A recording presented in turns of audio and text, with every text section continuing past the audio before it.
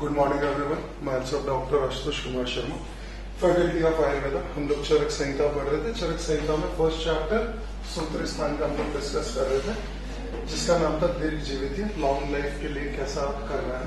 तो हम लोग इसके अंदर कई चीजें डिस्कस कर चुके थे। आयुर्वेद अवतरण वगैरह हो चुका था, गुण हो चुके थे हमारे डिस्कस, फिर मैंने नॉलेज के बारे में डिस्कस किया, पराधि गुण के बारे में डिस्कस किया। पराधि गुण का ब्रीफ हम लोग ले चुके थे। पर युक्ति संख्या, योग विभाग, पृथकत्व, परिणाम, संस्कर्ष, अभ्यास। देन हम लोग आ गए थे यहाँ पे कुछ इंपॉर्टेंट श्लोक्स थे। अब तक हमारे 52 श्लोक्स हो चुके हैं फर्स्ट चैप्टर के, जिसके अंदर वैसे तो 30 सारे के सारे श्लोक याद होना फर्स्ट सूत्र स्थान के इज वेरी इंपॉर्टेंट। स्टिल जो इंपॉर्टेंट श्लोक्स हैं वो हमें करने, उनके बारे में बता रहा। तो एक तो हमने पढ़ा था आयुर्वेद की डेफिनेशन क्या है, आयुर्वेद का क्या इंपॉर्टेंस है। दैट वाज हिता हितम, सुखम दुखम, मायु तस्य हिता हितम, मानम च तच यद्रो आयुर्वेद च उच्यते। वो ग्रंथ जो आपको हित अहित, सुख और दुख आयु के बारे में बताता है, उसी तंत्र को आयुर्वेद ऐसा कहा गया। फिर हम लोगों ने पढ़ा था आत्मा के बारे में, व्हाट इज डेफिनेशन ऑफ आयु।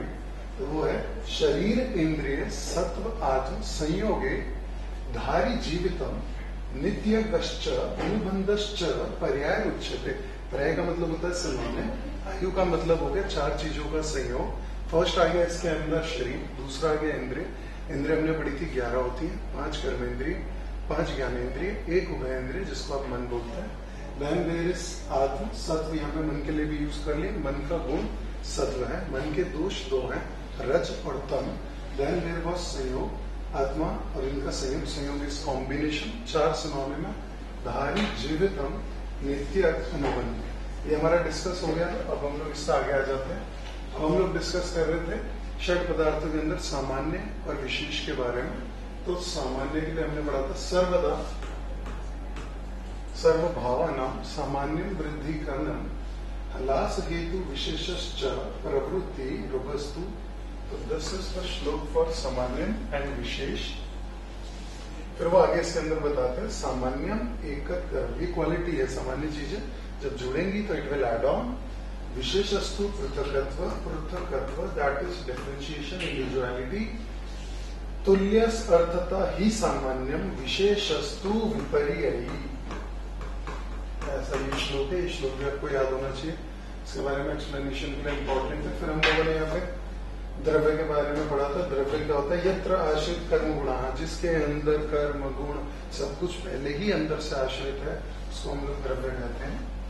फिर हम लोग आगे आ गए थे कर्म पे। कर्म क्या है, दैट इज एक्शन, उसको कहते हैं प्रयत्न आदि। प्रयत्न का मतलब होता है एफर्ट, जो आप एफर्ट ले रहे हो दैट इज प्रयत्न। तो प्रयत्न आदि कर्म चेष्टित उच्चते, उच्चते का मतलब होता है बोलना, ठीक है ना। तो ये यहाँ पे आगे देन हम लोग डिस्कस कर रहे थे treatment. What is the definition of treatment. Treatment के बारे में हम लोग पढ़ रहे थे। ट्रीटमेंट में अपन उन्होंने बताया कार्य जिसका काम धातु साम्य, धातुओं को बराबर करना, उच्चते धातु साम्य क्रिया, धातु साम्य करने का जो प्रोसेस है, चोक्ता तंत्र से प्रयोजन, यही इस तंत्र का मेन एम भी है। तो आपको कुछ भी नहीं करना, आपको वात पित्त कफ तीनों को इक्विवेलेंट स्टेट पे लाना है। 7 धातु रस, रक्त, मांस, मेद, अस्थि, मज्जा, शुद्ध, इनको भी समस्थिति में लेके आना है। अगर आपकी सारी धातु समस्थिति में है, आपके दोष समस्थिति में है, तो आपकी बॉडी हेल्थी है। अब हम आगे आ जाते हैं। इसके अंदर 3 तरीके के दोष, तो वात पित्त कफ के लिए उन्होंने श्लोक दिया। श्लोक इस तरीके से है, वायु पित्तम कफच्चोक्त शरीर दोष संग्रह। शरीर में कौन से दोष का संग्रह, संग्रह से इकट्ठा होना। शरीर में 3 तरीके के दोष हैं, वात पित्त कफ, जिसको उन्होंने बोला है वायु पित्तम कफ। फिर वो बताता है मानस पुनर्दुष्ट रजश्च तमश्च। इसका मतलब है शरीर में तो 3 दोष ही हैं, मन में भी फिर से 2 तरीके के दोष है। कौन से दोष है, तो पहला दोष है रज और दूसरा दोष है तम। गुण कौन सा है, दैट इज सत्व। तो ये श्लोक आपको याद होना चाहिए। वायु पित्तम कफश्चोक्त शरीर दोष संग्रह मानस पुनर्दृष्ट रजस तम, यानी कि शरीर के 3 दोष, वात पित्त कफ जिसे हमें मेंटेन करना है, और मन, मन का जो दोष है जो कि है रज और तम, हमें इन्हें भी मेंटेन करना।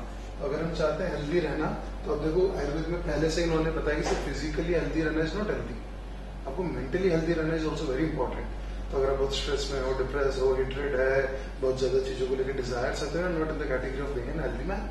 तो मन और शरीर, जिस आदमी के दोनों चीजें हेल्दी हैं, he is considered as the most healthy man according to Ayurveda. तो अगर आपको एक अच्छी लाइफ जीनी है, तो आपको दोनों ही पैरामीटर्स को यहाँ पे सक्सेसफुली कवर अप करना। अब हम आगे आ जाते हैं, व्याधि होती क्यों है। तो उसके लिए उन्होंने बताया है काल बुद्धि इंद्रिय अर्थानाम, वो ये कह रहे हैं काल बुद्धि इंद्रिय, इंद्रिय के अर्थ, इंद्रिय के अर्थ, योगो यानी कॉम्बिनेशन, मिथ्या न च अति च, जब इन तीनों का क्या होगा, या तो अयोग, अयोग का मतलब क्या होता है, बहुत कम यूज, या होगा मिथ्या योग, दैट इज गलत तरीके से use, and then there is अतियोग, दैट इज बहुत ज्यादा। अगर इन तीनों चीजों का, ये तीन चीजों के अंदर कैटेगराइजेशन होगा, तो there will be formation of disease. तो इसका एग्जांपल क्या है, इसका बेसिक एग्जांपल बताता हूँ। मान लीजिए कर्ण है,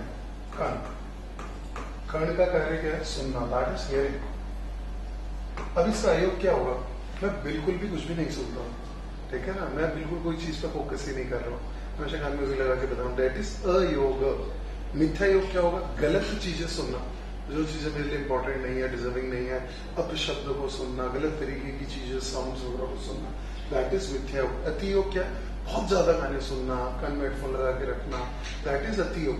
तो अगर इन तीनों में से कोई भी चीज होगी, तो डेफिनेटली उससे मुझे कोई ना कोई रोग की उत्पत्ति होने की वाली है, ऐसा इन्होंने यहाँ पे बताया। सिमिलरली ये तो हो गया जैसे हियरिंग के लिए, ऐसे ही नेत्र, नेत्र का काम है रूप, रूप का मतलब होता है देखना। अब इसमें क्या होगा, मैं बिल्कुल ही कुछ नहीं देख रहा हूँ, आंखें बंद करके रह रहा हूँ, दैट इज अयोग। मिथ्या योग हो गया, बहुत कुछ गलत चीज देखना, या जो चीज नहीं कंसिडरेबल है उस चीज को देखना, बिल्कुल मिथ्या योग। अति योग इस पूरे दिन कंप्यूटर पे लगे रहना, फोन पे लगे रहना, कंटिन्यूस चीजों को चला के देखते रहना, बिल्कुल अति योग। तो हर तरीके से काल बुद्धि इंद्रिय अर्थ योगे मिथ्या न च अति च। फिर उन्होंने आगे बताया द्रव्याणाम व्याधि नाम त्रिविध हेतु संग्रह, किसी भी बीमारी के जो कारण है वो तीन है, और वो तीन क्या है, वो है अयोग, मिथ्या योग और अति योग। किस तरीके से वो हमने इन दो का डिस्कस कर लिया। सिमिलरली अगर आप देखोगे तो जीभ के लिए कुछ भी टेस्ट नहीं करना, कुछ भी नहीं खाना, विल बी टंग का अयोग। बहुत गड़बड़ कुछ खा लेना, बहुत मिर्च मसाले टाइप की चीजें खाना वाना, दैट विल बी द अति योग। और कुछ ऐसा जो कि मेरी जीभ के लिए अच्छा नहीं है, उसको खाना विल बी द मिथ्या योग फॉर मी। सिमिलरली मेरे लिए फिर यहाँ पे कर्ण हो गया, नेत्र हो गया, जिह्वा हो गया, देन देयर विल बी स्पर्श, स्पर्श के अंदर क्या आ जाएगा, स्किन, तो स्किन में हो जाएगा बिल्कुल कोई भी चीज को टच वगैरह नहीं करना, फील नहीं करना, विल बी अयोग। स्किन को बहुत ज्यादा बार बार रगड़ते रहना, विल बी द अति योग। एंड स्किन के ऊपर कोई ऐसी चीज लगाना जो कि नेचुरली उसके लिए नहीं है, ऐसे एप्लीकेंट्स वगैरह को यूज करना, विल बी द मिथ्या योग। तो इन चीजों से हमें बचना है, अगर हम इस चीज को अवॉइड कर देंगे तो हम डिजीज के फॉर्मेशन को वहां पे रोक सकते हैं। अब हम आगे आ जाते हैं, जो उन्होंने यहाँ पे बताया, दैट इज प्रशाम्य औषधेय पूर्व हो, यानी कि अब वो बता रहे हैं ट्रीटमेंट, डिजीज तो हो गई इस तरीके से, वो बताते हैं भाई ट्रीटमेंट कैसे होगा, तो वो ट्रीटमेंट के लिए बता रहे हैं प्रशाम्य औषधे पूर्व हो देव युक्ति व्यक्षरः मानसो ज्ञान विज्ञान धैर्य स्मृति समाधि भी। अब वो कह रहे हैं दोष दो तरीके के थे, एक तो शारीरिक एक मानसिक। व्याधि फिर दो तरीके की थी, शारीरिक और मानसिक। तो ट्रीटमेंट भी अगेन दो तरीके का होगा, शारीरिक ट्रीटमेंट एंड मानसिक ट्रीटमेंट। तो वो बता रहे हैं अगर शारीरिक ट्रीटमेंट कर रहे हैं तो तीन तरीके हैं। सबसे पहले है देव व्यापश्रय, फिर युक्ति व्यापश्रय, फिर औषध। तो आप तीन तरीके से, देव में उन्होंने क्या बताया, तंत्र है, मंत्र है, भगवती, अगेन दिमाग को रिकलेक्शन करना, चीजों को रिकॉइल करना, समाधि, अपने आप को बांध के रखना, मन को इधर उधर ना भटकने देना। तो जब मेरे व्याधियां दो तरीके से हो रही हैं, दो जगहों पे हो रही हैं, तो अगर ये पूछा जाता है कि भाई व्याधियों के कितने तरीके के प्रकार है, तो व्याधियां दो जगह हो सकती है, शारीरिक और मानसिक। व्याधियों के कारण क्या है, there are 3 reason, that is अति योग, अयोग एंड मिथ्या योग किसका? तो बुद्धि, काल और इंद्रिय अर्थान, ठीक है ना। उसके अनुसार अगर आप इन 3 चीजों को करोगे तो व्याधि की उत्पत्ति हो जाएगी। और अगर इसी को ठीक करना तो वो बताते हैं फिर मेडिसिन के हिसाब से 3 तरीके हैं। इन मेंटल इश्यूज को ठीक करने के भी उन्होंने फिर से तरीके बताए। तो मेडिसिन के हिसाब से वो ये बता रहे हैं कि अगर आपको मेडिसिन यूज करना है तो उन्होंने सबसे पहला ट्रीटमेंट बताया देव व्यवसाय, मतलब भगवान ओरिएंटेड चीजें, स्तुति आ गई, श्लोक उच्चारण आ गया, तंत्र मंत्र है, देन देयर इज हवन, पूजा वगैरह करना है, वो भी इसी में आ जाएगा। और उसके बाद वो बता रही युक्ति से आप एक नॉलेजेबल एफर्ट लेके एक तरीके से एक प्रोसेस के थ्रू आप चीजों को ठीक कर रहे हो, तो वो भी इसी के अंदर आ जाता है औषधि, ठीक है ना। और मन के लिए वो ये बताने की अगर आपको मानस ओरिएंटेड डिजीज है तो आप क्या करें, आप अपने ज्ञान को, विज्ञान को धैर्य से, स्मृति से, समाधि से, इन चीजों के थ्रू आप अपने मन को कंट्रोल में ला सकते हो। और जब आप अपने मन को कंट्रोल में ले आओगे तो definitely you will be able to beat the diseases.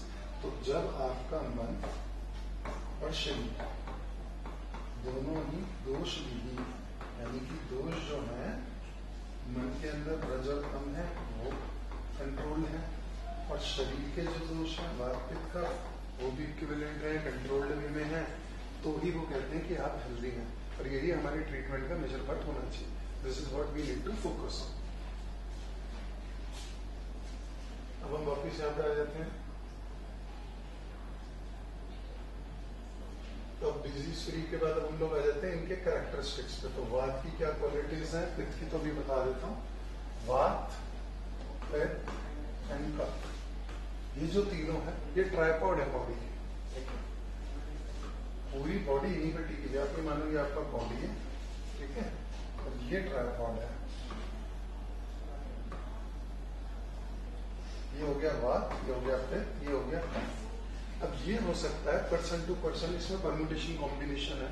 किसी की बॉडी में हो सकता है वात ज्यादा डोमिनेटिंग हो, किसी की बॉडी में हो सकता है पित्त ज्यादा डोमिनेटिंग हो, किसी की बॉडी में हो सकता है कफ ज्यादा डोमिनेटिंग हो।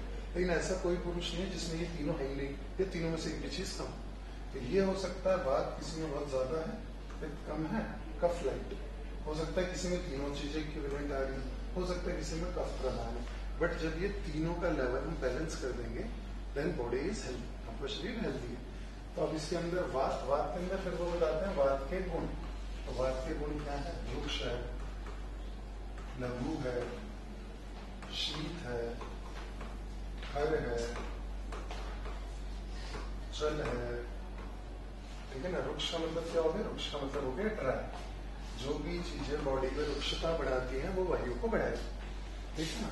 वायु बढ़ाना है मेरे को, अगर तो मेरे को ड्राई चीज खाऊंगा तो वायु बढ़ेगा। सिमिलरली लघु, लघु इज लाइट टू डाइजेस्ट, अगर मैं ऐसी चीज खाऊंगा तो भी वो बात को बढ़ाएगा। फिर उसके बाद आता है शीत, शीत इज कोल्ड, तो ठंडी चीजें भी वायु को बढ़ाती है। इसका बेस्ट एग्जाम्पल बताता हूँ, कभी भी नोटिस करना, अगर मैं बारिश है, ठीक है ना, आसपास माहौल में बारिश है, ठंड है, तो उस टाइम पे घर में जितने भी लोग हैं जिनको गठिया की शिकायत है वो कहते हैं हमारा पेन बढ़ गया। तो पेन क्यों बढ़ गया? क्योंकि जब बारिश होती है, जब ठंड होता है तो एटमॉस्फेयर में कोल्ड है, कोल्ड इज शीत एंड शीत इज द क्वालिटी द्रव्य जो कि वात को बढ़ाता है। और क्योंकि वात बढ़ रहा है इसलिए पेशेंट को पेन बढ़ रहा है। वायु का ही वो गुण है वहां पे पेन वगैरह, तो वो उस चीज को बढ़ा देता है, तो इसलिए वो बढ़ रहा है।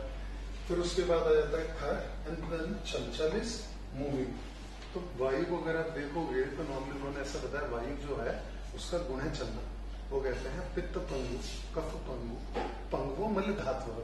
न पित्त खुद से कुछ कर सकता है, न कफ खुद से कुछ कर सकता है, न मन खुद से कुछ कर सकते हैं। तो जो ड्राइविंग फोर्स है वो वायु है, वायु की ही आदत है चलना फिरना, ठीक है ना। जैसे ही वो वायु के कॉन्टेक्ट में आए, वायु वो ड्राइवर है जो आदमी को यहाँ से उठाएगा वहां छोड़ेगा। उसके कारण डिजीज ऑफ सिम्टम्स जो है वो बनते जा रहे हैं, अलग अलग डिजीजेस बनती जा रही है। तो यहाँ पे वो चीज उन्होंने बताई है, तो इसलिए वायु का यहाँ पे प्रिडोमिनेंस हमेशा रहेगा। अब हम लोग इसी तरीके से देखेंगे तो पित्त की भी 5 क्वालिटीज यहाँ पे बताएगी, ठीक है ना। पित्त के अंदर क्या बताया? द्रव बताया है, तीक्ष्ण बताया है, ठीक है। तो ऐसे ही सिमिलरली कफ की भी उन्होंने क्वालिटीज बता रखी है, ठीक है। तो वात, पित्त, कफ, इन तीनों की क्वालिटीज की श्लोक में याद होना चाहिए। किस चीज को खाने से, किस चीज को करने से कौन सा दोष बढ़ता है वो हमें पता होना चाहिए। इन तीनों को इक्विवेलेंट कंडीशन पे लाना ही हमारा प्ले मेजर एम है। नेक्स्ट लेक्चर के अंदर हम लोग पित्त के गुण, कफ के गुण के बारे में पढ़ेंगे। एंड किस प्रिंसिपल के हिसाब से पूरा ट्रीटमेंट प्लान किया जाता है। Okay, thank you.